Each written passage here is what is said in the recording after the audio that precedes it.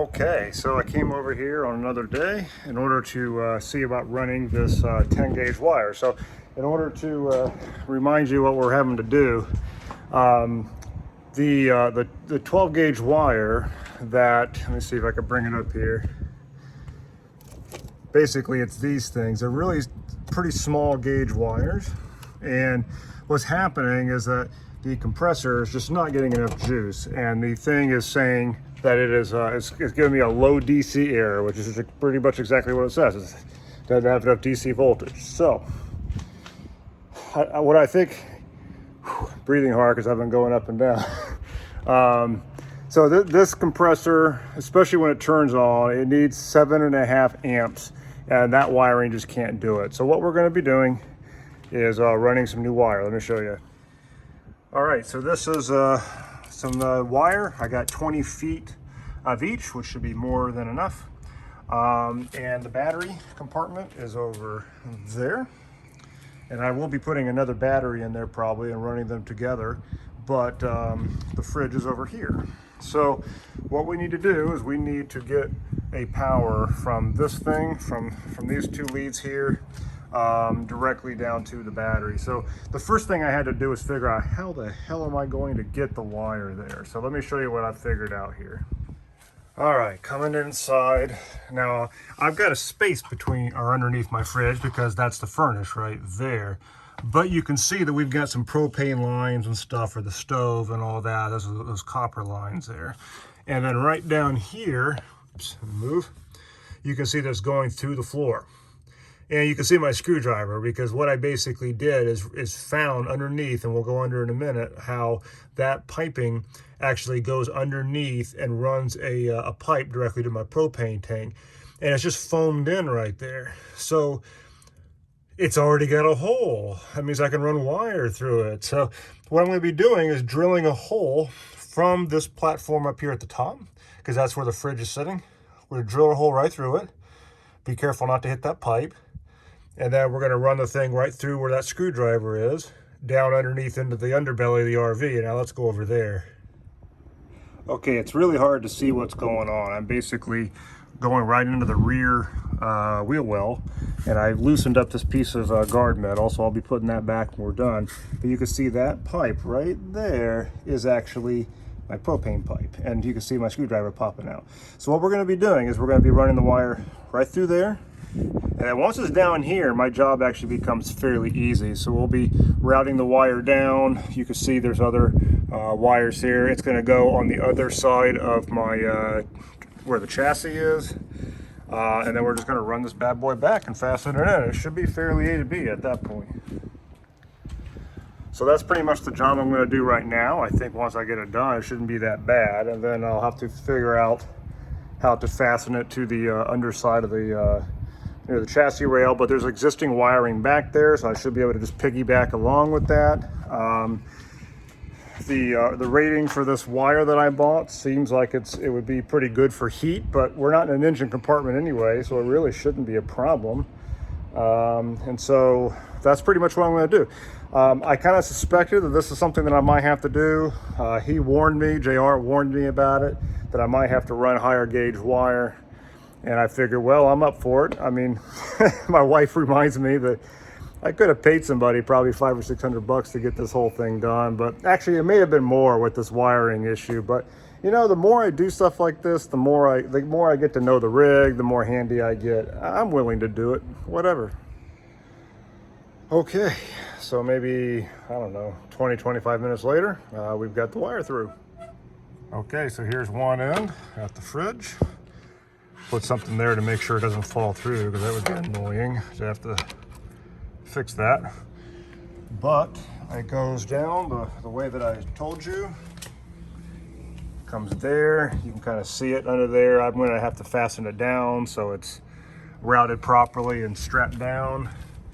But long story short, here we go. Coming right out where it's supposed to. So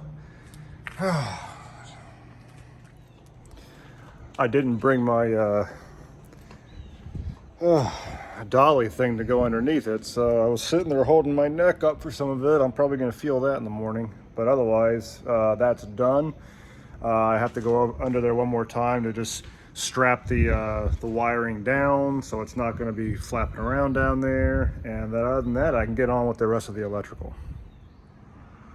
Okay, so for now I've only got the one battery in here. I am planning to put in another battery and put them together in series, but what I'm going to do for now is just get these 2 new wires directly to the fridge done. Now I'm going to give myself some slack, so I'm going to do this.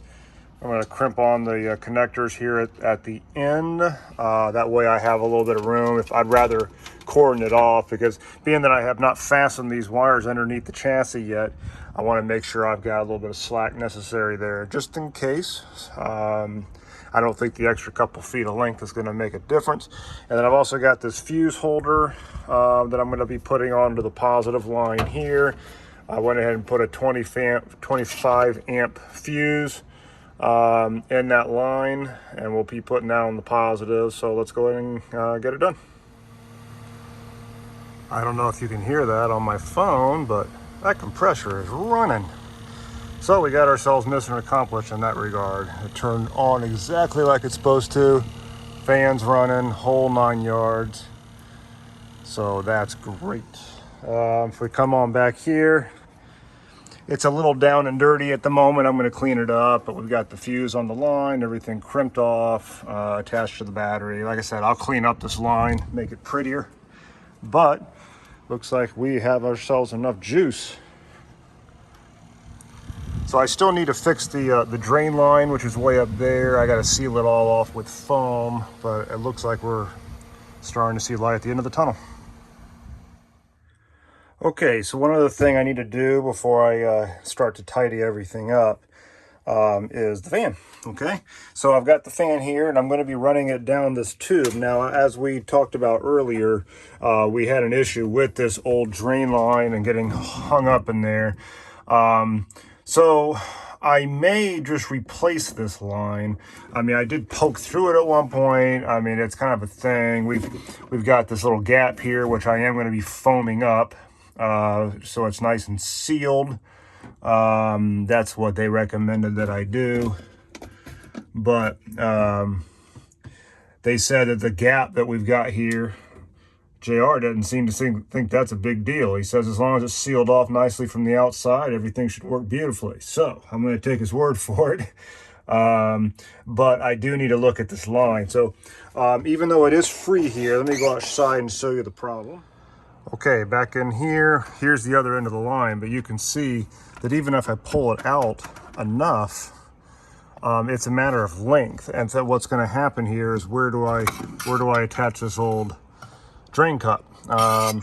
This down here seems like it would be a beautiful spot for it, but the line's just not long enough. And so basically I could either splice onto this and with a coupler and bring it down a little bit further.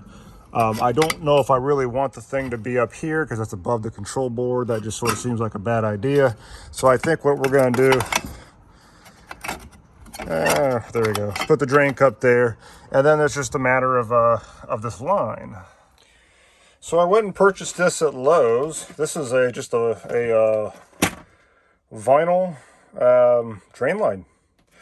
And it's 1/2 inch in diameter, and I did a quick measurement of the original, and it seems like it's pretty much the same size. It's 10 feet long, so way longer than I'll need, so I'll end up cutting some off. And it is clear, so whatever. But I think that just makes more sense than, this is not I mean, I know I could go buy an official Norcold drain line, but why? There doesn't seem like there's any point to it. And I know there's a thing down at the end to help keep bugs and stuff from going up in the line. But the thing is, this wire is going to be running down it shortly. So I don't know. It just doesn't seem like there's going to be a lot of room in there anyway. So I think I can just yank this white one out, stick the new vinyl one right through, and use that. Okay, there's the old one. Kind of short and dirty, and yeah, it's got a hole up there. And nice and easy to get through. So, and it's because I've still got a hole in the back of the fridge. So basically, once we're all said and done, I'm going to put some foam into that hole there and seal it from that side. And then I'm going to put some foam into the rear in order to make sure that the hole, because this thing still can move back and forth. So I'll make sure that the hole in the back is sealed up as well. And then it should be an airtight fit. That's what we're shooting for.